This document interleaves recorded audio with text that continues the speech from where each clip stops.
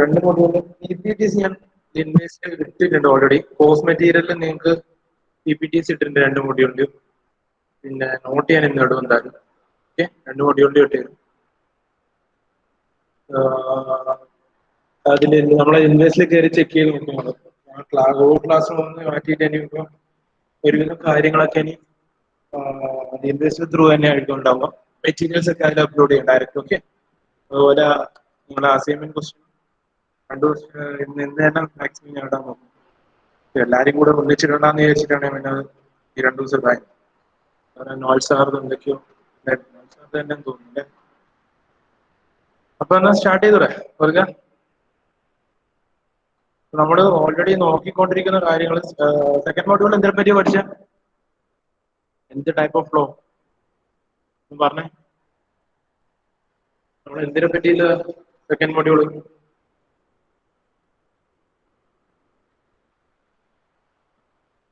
Class room.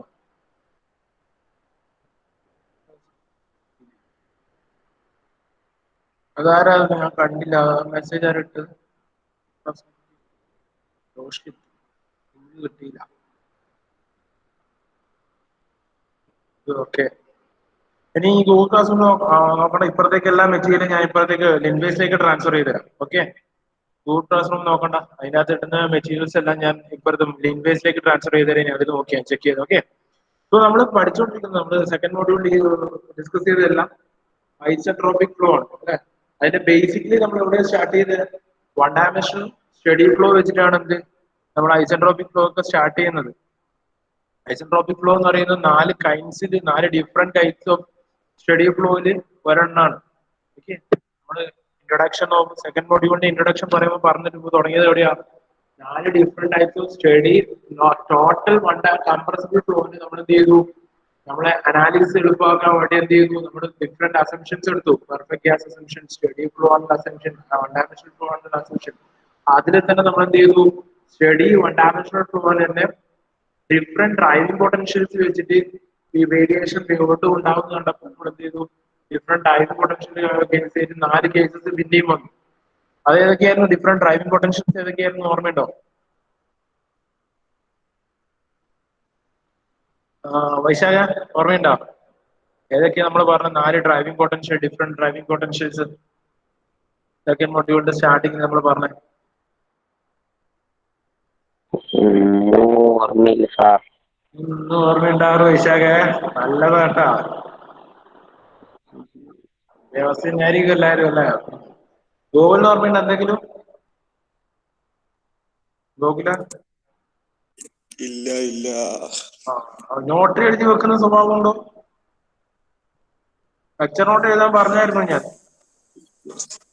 എഴുതായിരുന്നു? എഴുതിനാ? പരമാവധി കുറച്ച് എഴുതി. അതിൻ്റെ അകത്തൊന്നും ഇതൊന്നും എഴുതി വെക്കരുത്. വളരെ നല്ലതാണ്. ജസ്റ്റ് ലെക്ചർ നോട്ട് എഴുതിയില്ലെങ്കിൽ നിങ്ങൾക്ക് എന്താ പ്രശ്നം എന്ന് വെച്ചാൽ ഇങ്ങനെ കേട്ട് ഒന്ന് എഴുതുമ്പോൾ നിങ്ങൾക്ക് കുറച്ചെങ്കിലും, ഒരുപാടൊന്നും കയറില്ല, പക്ഷെ കുറച്ചെങ്കിലും നിങ്ങളുടെ മൈൻഡിലേക്ക് കയറും. എന്തെങ്കിലുമൊക്കെ എവിടെയെങ്കിലൊക്കെ കിടക്കും.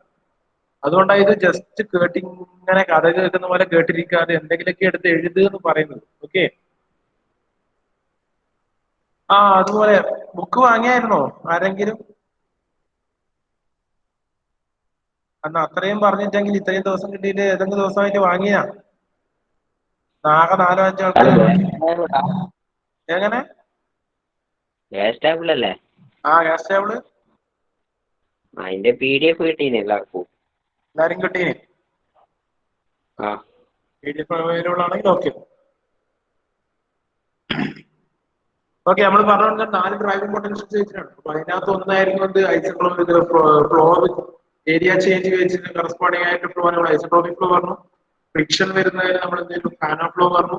ഹീറ്റ് അഡിഷൻ വരുന്ന റെയിലി ഫ്ലോ എന്ന് പറഞ്ഞു. ഇതൊക്കെ അടുത്ത മൊഡ്യൂൾസിൽ ഇതിന്റെ കാര്യങ്ങൾ കുറച്ച് ഡീറ്റെയിൽ ആയിട്ട് പഠിക്കാനുണ്ട്.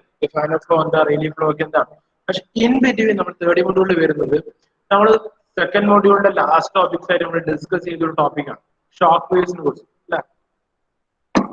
സെക്കൻഡ് മൊഡ്യൂളിന്റെ ലാസ്റ്റ് ടോപ്പിക് ആയിട്ട് നമ്മൾ ഡിസ്കസ് ചെയ്തൊരു കാര്യമാണ്.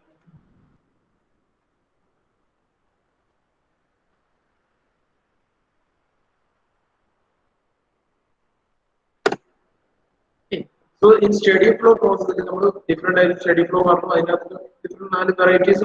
Okay, mass addition, heat addition, or types of steady flow. Steady flow analysis. നമ്മൾ എപ്പോഴും ശ്രദ്ധിക്കുക നമ്മുടെ ഫ്ലൂയിഡ് പ്രോപ്പർട്ടീസ് ഒരു സ്മൂത്ത് ഫ്ലൂയിഡ് ഫ്ലോ ചെയ്യുന്ന ഒരു കമ്പൽസറി പ്രോപ്പറായിട്ട് നോസിലോ ഡിഫ്യൂസറിലോ ഒക്കെ ആയിട്ട് ഫ്ലൂയിഡ് ഫ്ലോ ചെയ്യുന്നു. അതിനനുസരിച്ച് നോസിലൂടെ പാസ് ചെയ്യുന്നതിനനുസരിച്ച് സ്മൂത്ത് ആൻഡ് കണ്ടിന്യൂസ് ആയിട്ട് ഫ്ലൂയിഡ് പ്രോപ്പർട്ടീസ് വേരി ചെയ്ത് പോകുന്നു അല്ലെ. ഇപ്പൊ പ്രഷർ ആണെങ്കിൽ എക്സ്പാൻഷൻ പ്രോസസ് ആണെങ്കിൽ പ്രഷർ കുറഞ്ഞു വരുന്നു, വെലോസിറ്റി ഇൻക്രീസ് ആയിട്ട് വരുന്നു. ഒരു സ്മൂത്ത് മാനറിൽ ഒരു കണ്ടിന്യൂസ് മാനറിൽ എന്താണ് ഈ പ്രോപ്പർട്ടീസ് വേരി ചെയ്ത് പോകും. പക്ഷെ സർട്ടൻ കണ്ടീഷൻസ് എത്തുമ്പോൾ the variation of fluid properties will not be as smooth. Or sudden instantaneous expansion or abrupt change with other fluid properties, fluid state, or abrupt change. This is one condition of the second module to explain, right? We shock in a second module. This situation second module shock in discuss it.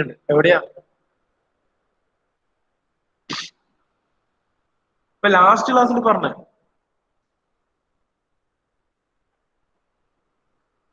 Vaishnavi area parne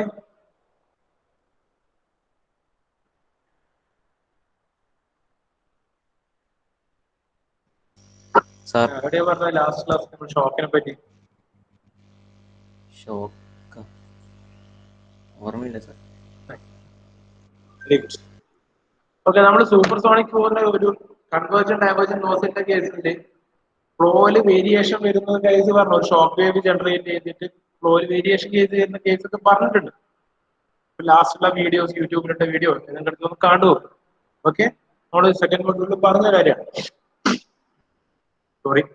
So when a supersonic nozzle, നമ്മൾ convergent divergent നോസിന്റെ കേസിൽ നമ്മൾ പറഞ്ഞിട്ടുണ്ട്.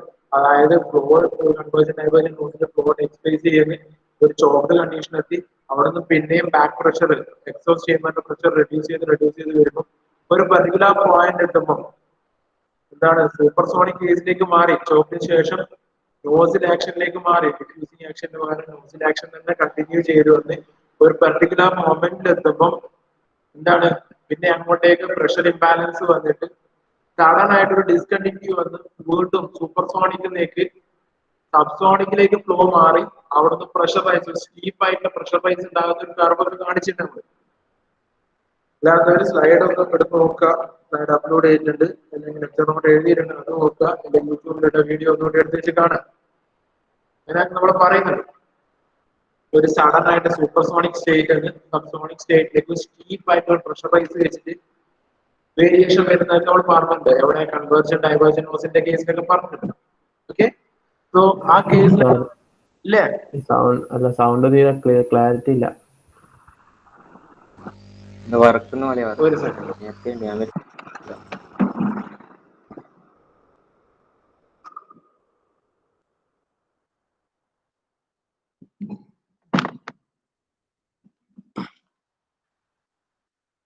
Hello, ഇപ്പൊ റെഡിയാ? Okay, so നമ്മൾ already discuss ചെയ്ത കാര്യങ്ങളാണ് ഇതൊക്കെ സൂപ്പർസോണിക് ഫ്ലോന്റെ കേസിൽ. അതൊന്നുകൂടി പറയാം. അപ്പൊ ആടെ പറഞ്ഞ നമ്മളെന്താ സൂപ്പർസോണിക്കും സബ്സോണിക്കിലേക്ക് ഒരു അബ്രപ്റ്റ് ചേഞ്ച് ഉണ്ട് അവിടെ, ഒരു സ്റ്റീപ്പ് പ്രഷറൈസ് വെച്ചിട്ട് അല്ലെ. നമ്മൾ ഓൾറെഡി ഡിസ്കസ് ചെയ്ത കാര്യമാണ്. അതേ കേസ് അവിടെ സംഭവിക്കുന്നതിന്റെ ഒരു എക്സ്പ്ലെയിൻഡ് വേർഷൻ ആണ് ഇനി തേർഡ് മോഡ്യൂൾ മൊത്തം നോക്കണേ. Okay, so when a supersonic nozzle discharged into a region where the pressure is too high to allow the supersonic flow to continue, the flow experiences a discontinuity at some locations. One second. The flow experiences a discontinuity at some locations in the flow order to match with available back pressure. So നമ്മൾ പറഞ്ഞ സൂപ്പർസോണിക്കിൽ നിന്ന് ആ conditions variation pressure variation വരുമ്പോഴാണ് നമ്മൾ ഒരു discontinuity create ചെയ്തിട്ട് സൂപ്പർസോണിക്കിൽ നിന്ന് flow back പ്രഷറുമായിട്ട് match ചെയ്യാൻ വേണ്ടി എന്താവും സബ്സോണിക്കിലേക്ക് പോയിട്ട് അവിടുന്ന് പ്രഷറൈസ്ഡ് ആയിട്ട് പോകുന്നത്. ഓക്കെ, ആ വേരിയേഷൻ നടക്കുന്നത് എങ്ങനെയാണ്? ഒരു ഡിസ്കണ്ടിന്യൂറ്റി വെച്ചിട്ടാണ്, അല്ലെങ്കിൽ ഒരു അബ്രപ്റ്റ് ചേഞ്ച് വെച്ചിട്ടാണ്. അവിടെ ഫ്ലൂയിഡ് പ്രോപ്പർട്ടീസ് എന്താ സംഭവിക്കണേ? ഇനീഷ്യലി ഉള്ള ഒരു ഫ്ലൂയിഡ് പ്രോപ്പർട്ടീസിന് സഡൻ ആയിട്ട് ഒരു വേരിയേഷൻ വരികയാണ്, ഒരു അബ്രപ്റ്റ് ആയിട്ട് ചേഞ്ച് വന്നിട്ട് സബ്സോണിക് സ്റ്റേറ്റിലേക്ക് പോവാണ്. ഈ അബ്രപ്റ്റ് ചേഞ്ച് നടക്കുന്നത് ഇതിലൂടെ ഒരു ഡിസ്കണ്ടിന്യൂറ്റി, ആ ഡിസ്കണ്ടിന്യൂറ്റിനെ പറയുന്നതാണ് ഷോക്ക് വേവ്സ് എന്ന് പറയുന്നത്. ഓക്കെ, ആ സർട്ടൻ ഡിസ്കണ്ടിന്യൂറ്റീസിനെ പറയുന്നതാണ് ഷോക്ക് വേവ്സ്. സോ എന്താ ഇൻ ബിറ്റ്വീൻ ഈ എല്ലാ കേസും നടക്കുന്ന ഒരു കംപ്രഷൻ വേവ് ഫ്രണ്ട് ഫോം ചെയ്യുന്നതാണ്. ഈ ഷോക്ക് വേവ് എന്ന് പറയുന്നത് പെർട്ടിക്കുലർലി ഒരു കംപ്രഷൻ വേവ് ആണ്. ഓക്കെ, സിമ്പിൾ ആയിട്ട് പറഞ്ഞ ഒരു കംപ്രഷൻ വേവ് ആണ് ഇത് ഷോക്ക് വേവ് എന്ന് പറയുന്നത്. The compression wavefront is formed at a convenient location with a large pressurized and abrupt change in the fluid property. Okay? Such phenomenon is described as shock wave. Then shock wave in the കുറച്ചുകൂടി ഇതായിട്ട് ഒരു മാനറിൽ define ചെയ്തെന്തേലും a shock wave is a special kind of pressure wave with a steep pressure rise. It's a special kind of pressure wave with a steep pressure rise. Okay, ആ figure convergent divergent നോസിന്റെ figure ഒന്ന് എടുത്ത് നോക്കിയാൽ പോയിട്ട് അതിലുണ്ടാവും scrub ചെയ്തിട്ട് shock wave steep pressure റൈസിൽ കാണിച്ചിട്ടുണ്ടാവും. ഓക്കെ, ഒരു അബ്രപ്റ്റ് ആയിട്ടുള്ള സഡൻ ഇൻസ്റ്റന്റീനിയസ് ചേഞ്ച് ആണ് ശരിക്കും. ഷോക്ക് വേവ് ക്രിയേറ്റഡ് ആണെന്ന് പറയുന്നത് ഇൻസ്റ്റന്റീനിയസ് ഒരു പ്രോസസ്, നമുക്ക് ഒരു പ്രെഡിക്റ്റബിൾ ആയിട്ടുള്ള ഒരു കണ്ടീഷനിലല്ല. ചില സിറ്റുവേഷനിൽ ഈ ഷോക്ക് ക്രിയേറ്റഡ് ആവുന്ന പറയുന്നത് യൂസ്ഫുൾ ആയിട്ടുള്ള സാധനമാണ്. എന്നാൽ ചില കേസിൽ എന്താ എക്സ്ട്രീം ഡേഞ്ചറസ് ആയിട്ടുള്ള സിറ്റുവേഷനാണ്. ഷോക്ക് ജനറേറ്റ് ചെയ്താൽ നമുക്ക് ഒരുപാട് ലോസസ് ഉണ്ടാവും. ഓക്കെ, അത് പറഞ്ഞു തരാം. It may be described as a compression wavefront in a supersonic flow field, and the flow across the wavefront results in the abrupt change of fluid property. Okay, ഈ shock wave cross ചെയ്യുന്ന അപ്പുറത്തേക്ക് പോകുമ്പോൾ shock വേവിന്റെ ഇൻലെറ്റും shock വേവിന്റെ എക്സിറ്റും തമ്മിൽ fluid properties തമ്മിൽ 4 extreme variations ഉണ്ടാവും. Abrupt ആയിട്ടുള്ള സഡൻ ചേഞ്ചസ് ഒക്കെ ചെയ്യുന്നതാണ്.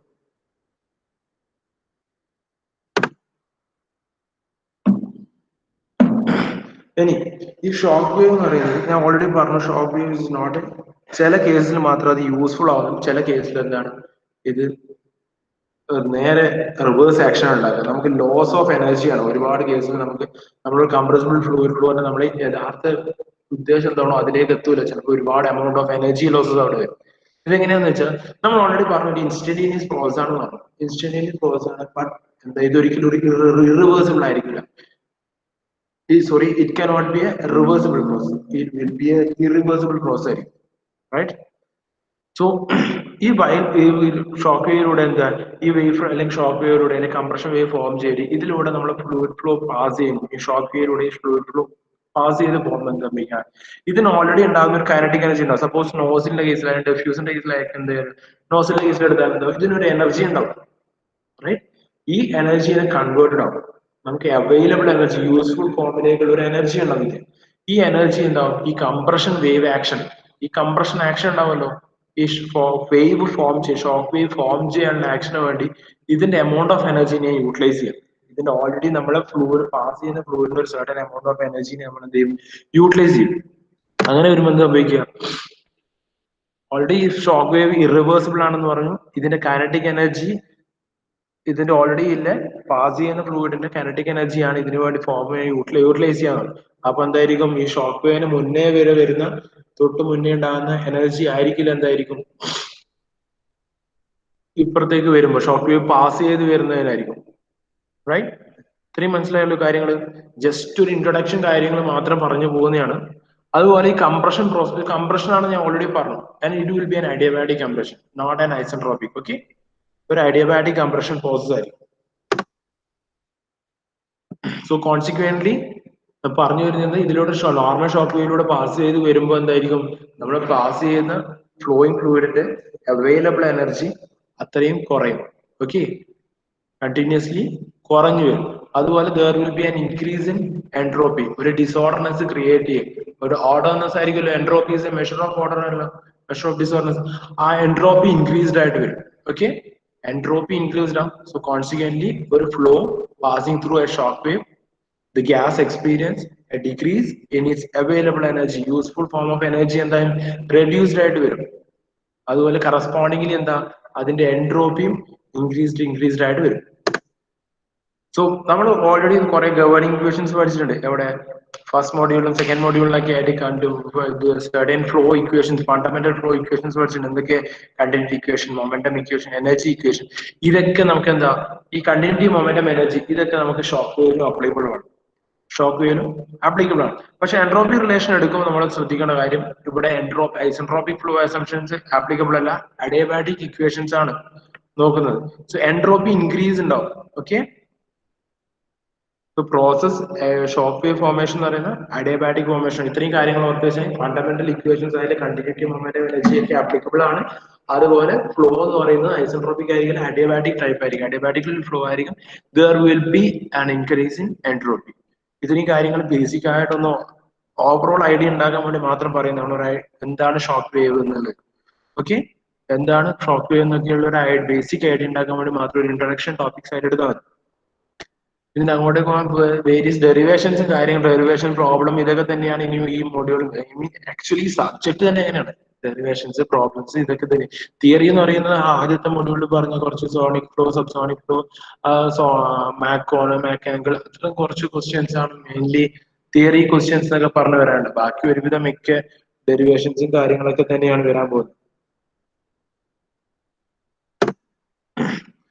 നമ്മൾ ശരിക്കും അനലൈസ് എടുക്കുക എന്ന് വെച്ചാൽ ഇപ്പോഴും സ്റ്റഡി നടന്നുകൊണ്ടിരിക്കുന്നതാണ്. ഈ ഷോക്ക് വേവ് അത്രയും ഇൻസ്റ്റന്റേനിയസ് ആയിട്ട് പ്രോസസ് ആണ്, വളരെ തിന്നായിരിക്കും. ഒരൊറ്റ ഇപ്പൊ നമ്മൾ ക്രോസ് സെക്ഷൻ ഏരിയ നെമോസിന്റെ കേസ് എടുത്താൽ ഇപ്പൊ ഷോക്ക് വേവിന്റെ ഇൻലെറ്റ് പോയിന്റ് എക്സിറ്റ് പോയിന്റ് എന്നൊക്കെ പറയുന്ന ഒരു ഭയങ്കര ഒറ്റ സ്ലിറ്റ് ഓഫ് ലൈൻ തന്നെയായിരിക്കും. അതിന്റെ ക്രോസ് സെക്ഷൻ ഏരിയ ഒക്കെ സെയിം ആയിരിക്കും. ഓക്കെ, ഷോക്ക് വേവിന്റെ എമൗണ്ട് അനാലിസിസ് നടത്തുമ്പോൾ നമ്മൾ എപ്പോഴും ഒരു ക്രോസ് സെക്ഷൻ ഒരു പർട്ടിക്കുലർ പോയിന്റ് തന്നെയാണ് ആ വേവ് നടക്കുന്ന എസെൻഷ്യൽസ് ആണ് എടുക്കുക.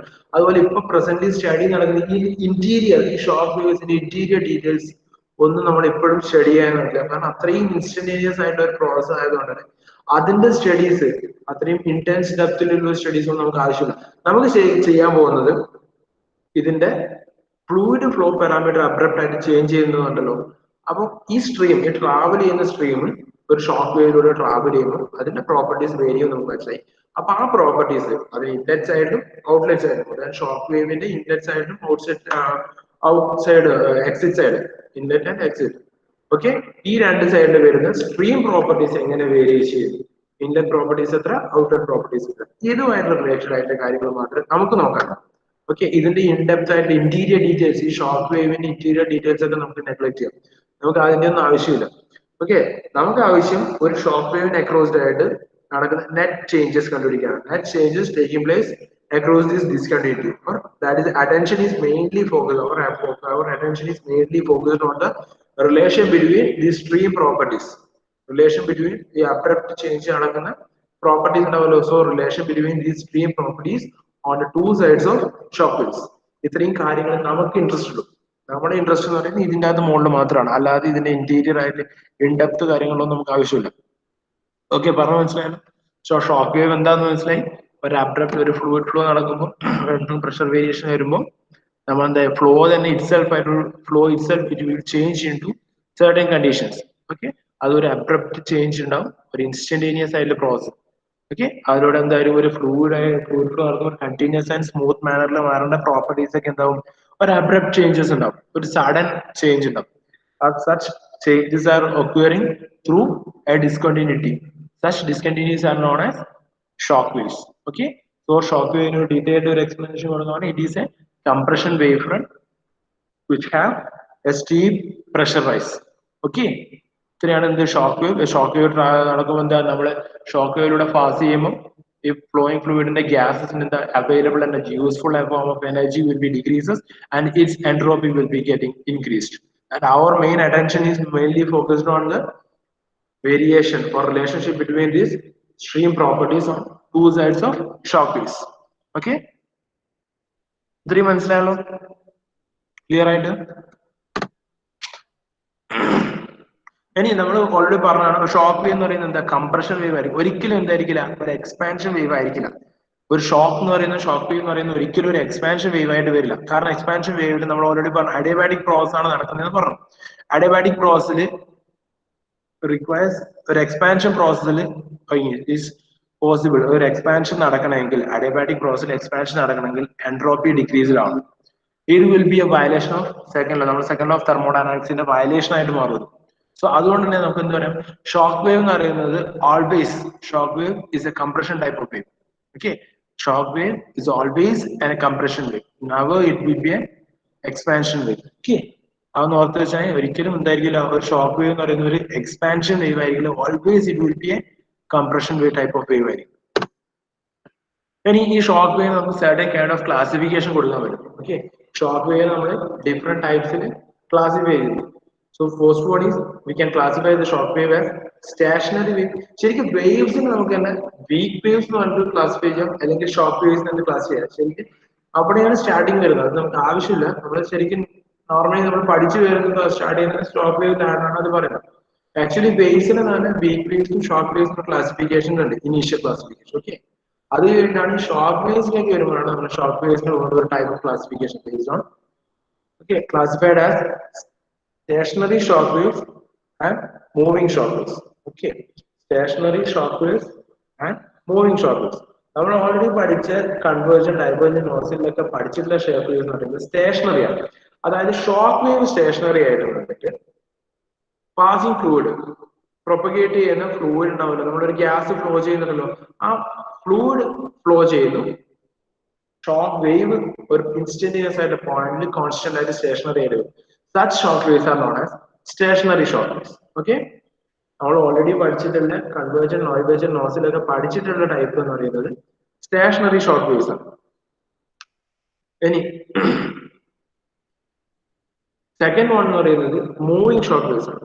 മൂവിങ് ഷോക്ക് വേവ് എന്ന് പറയുന്നത് ഫ്ലൂയിഡ് സ്റ്റേഷനറി ആയിട്ട് നിൽക്കും, ആ ഗ്യാസ് മീഡിയം സ്റ്റേഷനറി ആയിട്ട് നിന്നിട്ട് ഈ ഷോക്ക് വേവ് ട്രാവൽ ചെയ്യും. ഓക്കെ, ഷോക്ക് വേവ് ട്രാവൽസ് ഒരു സ്റ്റേഷനറി ഗ്യാസ് മീഡിയം, അല്ലെങ്കിൽ അത്രയും ലോ വെലോസിറ്റി സ്റ്റേഷനറി അല്ലെങ്കിൽ ഗ്യാസ് മീഡിയം സ്റ്റേഷനറി ആയിട്ട് നിൽക്കുന്നെങ്കിൽ അത്രയും ലോ വെലോസിറ്റിയിൽ സ്ലൈറ്റ് ആയിട്ടുള്ള ഒരു മൂവ്മെന്റ് ഉണ്ട്. പക്ഷെ കമ്പാരിബിൾ to shock wave it will be very much less. Shock wave move ചെയ്തിട്ട് ഗ്യാസ് മീഡിയം സ്റ്റേഷനറി ആയിട്ട് നിൽക്കുന്നതാണ് moving shock waves. Shock wave stationery ആക്കിയിട്ട് gas medium move ചെയ്തുകൊണ്ടിരിക്കുന്നതാണ് stationary shock waves. These are the first type of classification. Any ഇതിന്റെ direction of flow വെച്ചിട്ട് നമുക്ക് എന്ത് ചെയ്യാം, shock വേവ്സിന് another type of classification, that is normal shock wave and oblique shock waves. Okay, normal shock waves and oblique shock waves. So normal shock waves എന്താ, shock wave is based on angular position വെച്ചിട്ട് shock വേവിനെ classify ചെയ്യുന്നതാണ്. നമ്മൾ പോകുന്ന സ്ട്രീമും shock വേവും തമ്മിലെ angular positions ഇത് compare ചെയ്തിട്ട് പറയുന്ന ക്ലാസിഫിക്കേഷൻ ആണ് ഇത് നോർമൽ ഷോക്ക് വേവും ഒബ്ലിക് ഷോക്ക് വേവും. ഓക്കെ, നോർമലിൽ എന്താ, നോർമലിൽ സംഭവിക്കുന്നത് വെച്ചാൽ when shock wave gets position at right angles to the flow direction, അതായത് ഫ്ലോ ഡയറക്ഷനിൽ റൈറ്റ് ആംഗിൾ ആയിട്ടാണ് ഷോക്ക് വേവിന്റെ ഡയറക്ഷൻ എങ്കിൽ, ഷോക്ക് വേവിന്റെ പൊസിഷൻ എങ്കിൽ എന്തായിരിക്കും, it will be a normal shock wave. When it is getting at a particular angle, then it will be automatically oblique shock wave. Okay, നമ്മൾ ഈ രണ്ട് വേർഡിയും പഠിക്കുന്നതായിരിക്കും തേർഡ് മൊഡ്യൂളിൽ ഡീറ്റെയിൽഡ് ആയിട്ട്.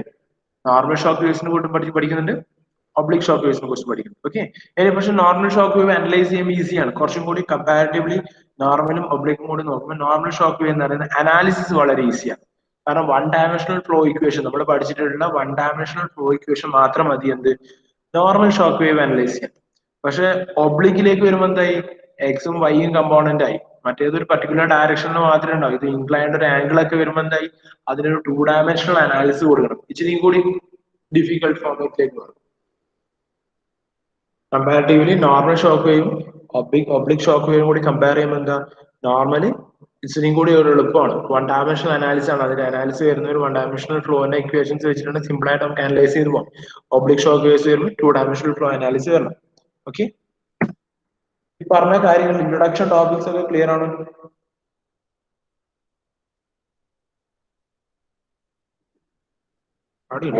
Yes, sir. അല്ലേ? ഓക്കെ, ഇനി നമ്മൾ സ്റ്റാർട്ട് ചെയ്യാൻ പോകുന്നത് നോർമൽ ഷോക്ക് വേവ്സ് ആണ് ഫസ്റ്റ് നമ്മൾ നോക്കുന്നത്. Okay, so general characteristics of A normal shock wave.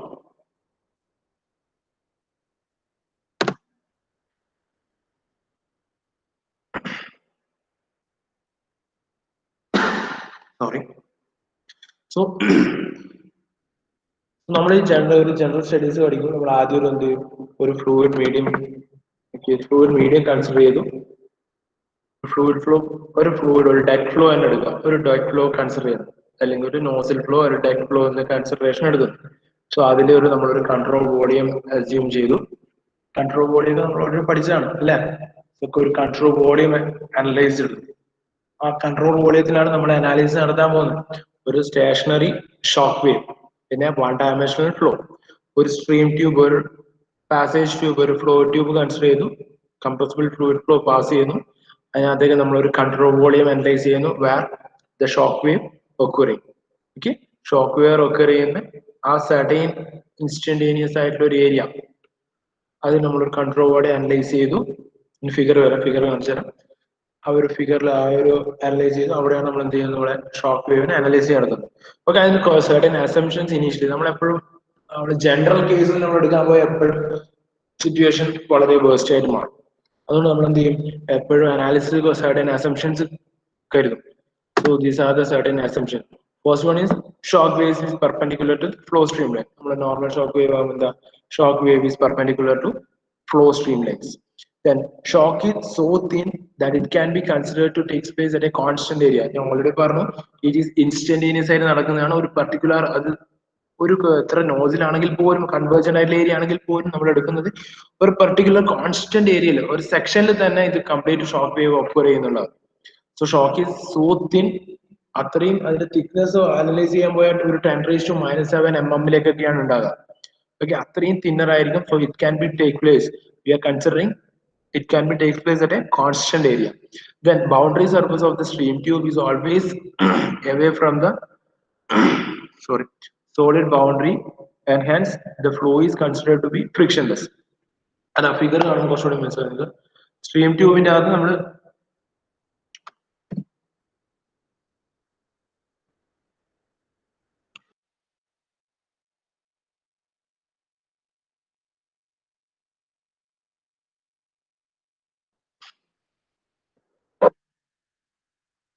Okay sorry.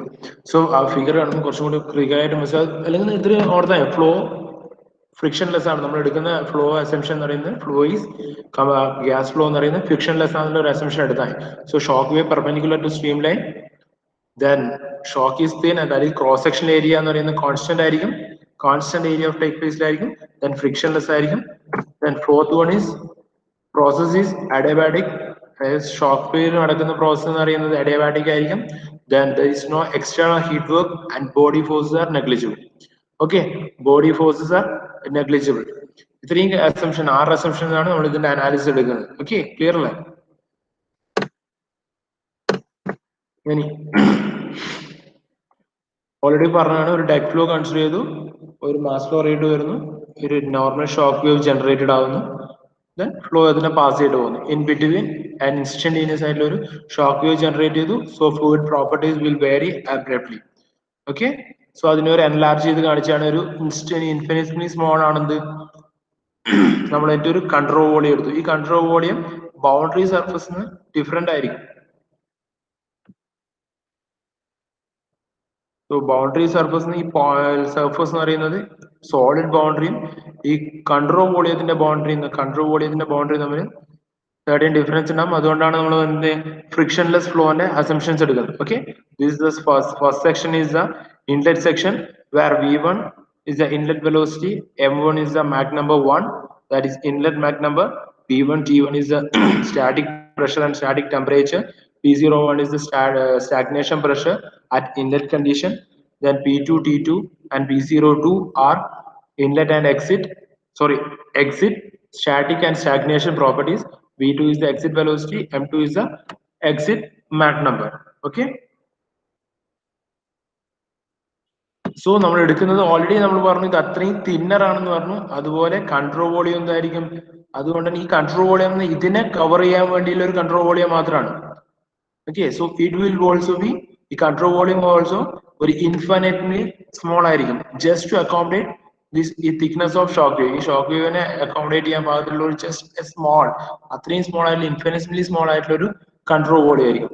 Okay, so 1 and 2 parameters പറഞ്ഞു. ഇതിനെ ബേസ് ചെയ്തിട്ടാണ് നമ്മൾ സർട്ടൻ ഗവേണിംഗ് ഇക്വേഷൻസ് ഉണ്ടാക്കാൻ പോകുന്നത്. നമ്മൾ ഇതുവരെ സ്റ്റഡി ഫ്ലോസിനൊക്കെ സിമിലർലി നമ്മൾ ഓരോ ഫ്ലോ സിസ്റ്റത്തിലും എന്താണ് സർട്ടൻ ഗവേണിംഗ് ഇക്വേഷൻസ് ഉണ്ടാക്കിയിട്ടുണ്ട്. ഫസ്റ്റ് ഒരു ജനറൽ ആയിട്ടുള്ള ഫോർമാറ്റ് പറഞ്ഞു. ഫസ്റ്റ് മോഡ്യൂളിൽ we have discussed about a general format of governing equation. After that, in isentropic, for the second module, for the isentropic condition, isentropic flow condition, we have derived certain equations based on isentropic flow, right? So here also we are considering certain amount of governing equations based from conservation of mass, conservation of momentum, conservation of energies. So first of all, we are considering conservation of mass, that is continuity equation. Okay, continuity equation എന്തായിരുന്നു m dot is equal to rho 1 a1 v1 is simplified form. Isentropic flow എന്നാണെങ്കിൽ അങ്ങനെ simplified form ആയിട്ടുള്ള എന്തായിരുന്നു m dot is equal to rho 1 a1 v1 is equal to rho 2 a2 v2, that is equal to constant. പക്ഷെ നമ്മൾ ഇവിടെ ഒരു assumption എടുത്തു, എന്തായിരുന്നു area of cross section, analysis നടക്കുന്ന ഷോക്ക് വേവ് നടക്കുന്നത് area of cross section at a particular അല്ലെങ്കിൽ control body എടുക്കുന്നത് എന്താ അത്രയും ചെറുതാണ്, ഇൻഫൈനൈറ്റ്ലി സ്മോളർ ആണ്, സിമിലർ ടു ഷോക്ക് വേവ് ആണ്. അപ്പൊ സെയിം ക്രോസ് സെക്ഷൻ ഏരിയ എന്താ കോൺസ്റ്റന്റ് ആണെന്ന് പറഞ്ഞു. So a1 equal to a2 equal to a ആയിരിക്കും. സോ മാസ് ഫ്ലോ റേറ്റ് എന്താവും, അല്ലെങ്കിൽ mass flux g equal to m dot divide by a, common mass flow rate ആയിരിക്കും. അത് mass flux കണ്ടുപിടിച്ചാൽ എന്തായിരിക്കും rho 1 v1 is equal to rho 2 v2 വരും. Mass flux g is equal to m dot divided by a, rho 1 v1 is equal to rho 2 v2, that is equal to constant. ഇനി conservation of momentum equation വെച്ച് എന്ത് വരും, the equation for the conservation of momentum for one dimensional steady frictionless flow. Equation then sigma f is equal to m dot b out minus m dot b in. ഇതൊക്കെ fast മോഡ്യൂളിന് connected ആയിട്ട് വരുന്നതാണ്. Okay, so അവിടെ നമ്മൾ explain ചെയ്തൊരു കാര്യമാണ് some of sigma F എന്ന് പറയുന്നത് അതിന്റെ അകത്ത് ആക്ട് ചെയ്യുന്ന ഓൾ ദ ഫോഴ്സസ് ആണ്. പക്ഷെ നമ്മൾ ആ ഫസ്റ്റ് മൊഡ്യൂളിൽ നമ്മൾ സർട്ടൻ അസംഷൻ എടുത്തു, അതെന്താ നമ്മൾ ബോഡി ഫോഴ്സ് നെഗ്ലക്ട് ചെയ്തു, ഷിയർ ഫോഴ്സ് നെഗ്ലക്ട് ചെയ്തു, ഇതൊക്കെ നെഗ്ലക്ട് ചെയ്തിട്ട് ഫൈനലി നമ്മൾ എടുക്കുന്ന കൺസിഡർ ചെയ്യുന്ന ഫോഴ്സ് ഏതാ, pressure force, normal pressure force മാത്രമാണ് നമ്മൾ എന്ത് ഫ്ലൂയിഡ് ഫ്ലോ അനാലിസിസിൽ നമ്മൾ കൺസിഡർ ചെയ്യുന്നത്. ഓക്കെ, കംപ്രസ്ഡ് ഫ്ലോ അനാലിസിസ് നമ്മൾ നോർമൽ പ്രഷർ ഫോഴ്സ് മാത്രമായിരുന്നു നമ്മൾ എന്ത് കൺസിഡർ ചെയ്തുകൊണ്ടിരിക്കുന്നത്. ഓക്കെ, നമ്മൾ ഇതൊക്കെ ഫസ്റ്റ് മോഡ്യൂൾ അനാലിസിസ് പറഞ്ഞുകൊണ്ടിരിക്കുമ്പോൾ ഓൾറെഡി എക്സ്പ്ലെയിൻ ചെയ്ത കാര്യമാണ്. Sigma F is equal to എന്താണ്, ബോഡി ഫോഴ്സ് വരും, ഷിയർ ഫോഴ്സ് വരും, പ്രഷർ ഫോഴ്സ് ഇതൊക്കെ വരും. അതിനുശേഷം ബോഡി ഫോഴ്സ്, ഷിയർ ഫോഴ്സ് ഒക്കെ നമ്മൾ നെഗ്ലക്ട് ചെയ്ത് കളഞ്ഞിട്ട് നമ്മൾ കൺസിഡർ ചെയ്യുന്നത് നെറ്റ് എഫക്ട് ഫോഴ്സിൽ കൺസിഡർ ചെയ്യുന്നത് നെറ്റ് നോർമൽ പ്രഷർ ഫോഴ്സും ആണ്. അത്രയാണ്. അതെന്ന് പറയുന്നത് ഒരു P1 A1 in one direction, ഫ്ലോന്റെ ഡയറക്ഷനും ഓപ്പോസിറ്റ് ഡയറക്ഷനിലായിരിക്കും P2 A2.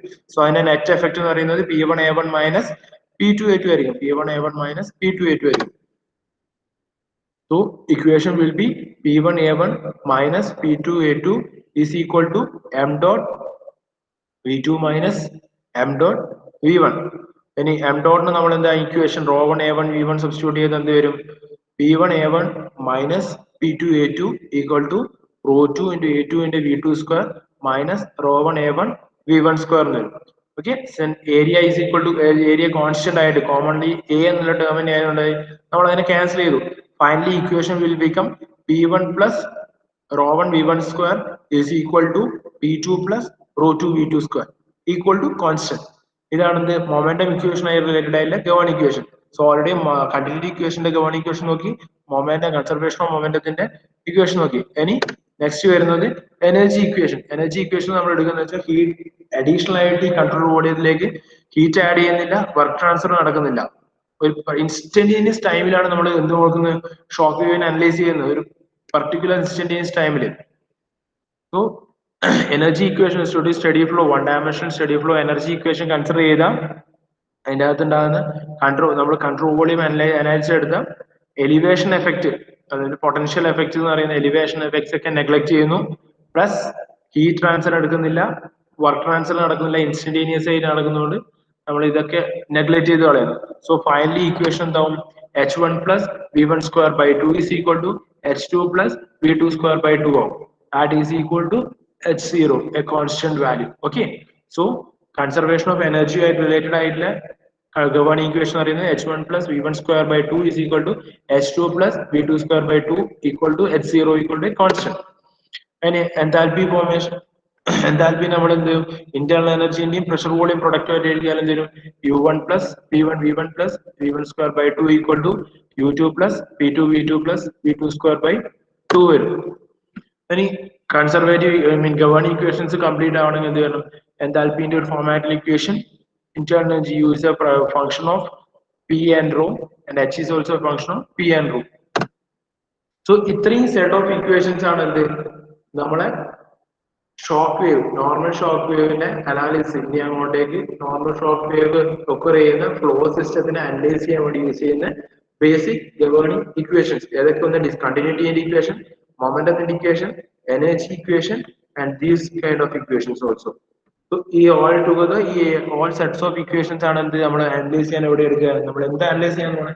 നോർമൽ ഷോക്ക് വേവ്സിന്റെ flow stream variation, abrupt change ഉണ്ടാവും. നമ്മൾ ഓൾറെഡി പറഞ്ഞു, ഇത് പാസ് ചെയ്ത് അക്രോസ് ചെയ്ത് നോർമൽ ഷോക്ക് വേവിന് അക്രോസ് ചെയ്ത് പോകുമ്പോൾ ഫ്ലൂയിഡ് പ്രോപ്പർട്ടീസിൽ അബ്രപ്റ്റ് ചേഞ്ച് ഉണ്ടാവുന്ന ഈ ചേഞ്ചസ് എന്തൊക്കെയാണെന്ന് മാത്രം നമ്മൾ നോക്കാൻ പോകണം. ഓക്കെ, ആ നോക്കാൻ വേണ്ടി നമ്മൾ ഉപയോഗിക്കുന്ന വേരിയസ് ഗവേണിംഗ് ഇക്വേഷൻസ് ഇത്രയും പറഞ്ഞ സെറ്റ് ഓഫ് ഇക്വേഷൻസ് ആണ്. ഓക്കെ, ഇത്രയും കാര്യങ്ങൾ മനസ്സിലായല്ലോ. ജസ്റ്റ് അതിന്റെ ഒരു ബ്രീഫ് ഇൻട്രൊഡക്ഷൻ പോലെ പറഞ്ഞേ ഉള്ളൂ. ക്ലിയർ അല്ലേ പറഞ്ഞത്? Yes, sir.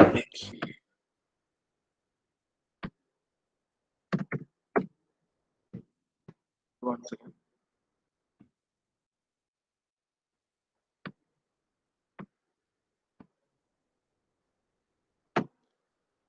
അഭിരം,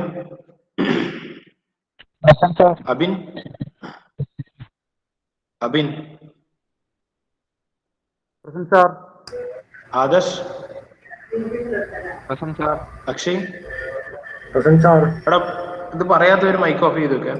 ആൽബിൻ, ആൽബിൻ, അമൽ,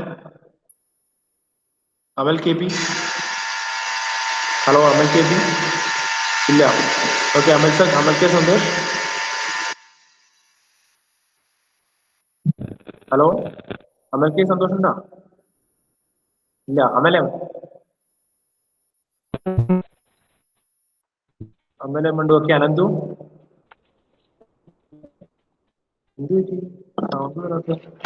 ഇതൊന്നും ഇല്ലാത്തതാണോ? അമലം ഒന്നും അമൽ കെ പി കാണുന്നുണ്ടല്ലോ ഇതിനകത്ത്.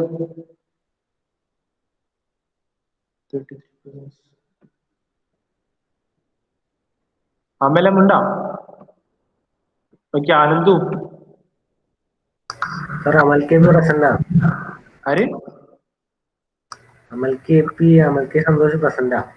Okay, Ananthu, Anurag, present sir. Ashray, present sir. Ashwin, Bhagat, Bhagat, Dijin, present sir. Fasiyuddin, present sir. Jijo, Jijo, Jithin, present sir. Karthikeyan, present sir. Mridul, present sir. Rahul, present sir. Sooraj, Sooraj, Sooraj, Saurav, present sir. Sreerag, present sir. Vaishakh, present sir. Vaishnav C K, Yes, sir. Vaishnav B K, present sir. Waseem, Waseem, present sir. Dinil, present sir. Jishnu, Jishnu K, Jishnu Mohan, Nikhil, present sir. Roshith, present sir. Vishnu, Vishnu, present sir. Thejas, present sir. Akash. Sir ആകാശിനെ കയറാൻ പറ്റുന്നില്ല. Okay, Abhinav, present sir. Abhinav, Gokul, present sir. Sachin. Present sir. Okay, absent is Jishnu, Sooraj, Jijo, Bhagat, അമലം, അനന്തു, ആൽവിൻ. ഭാഗത്തുണ്ട്. ഭാഗത്ത് comment ചെയ്തിട്ട് അവന്റെ മയക്കാന്നില്ല. Okay, Bhagat. ബാക്കി എല്ലാവരും ആബ്സെന്റ് ഉള്ളോ? ഓക്കെ, ശരിയടാ, താങ്ക് യു. ബാക്കി നമുക്ക് അടുത്ത ക്ലാസ്സിൽ എടുക്കാം.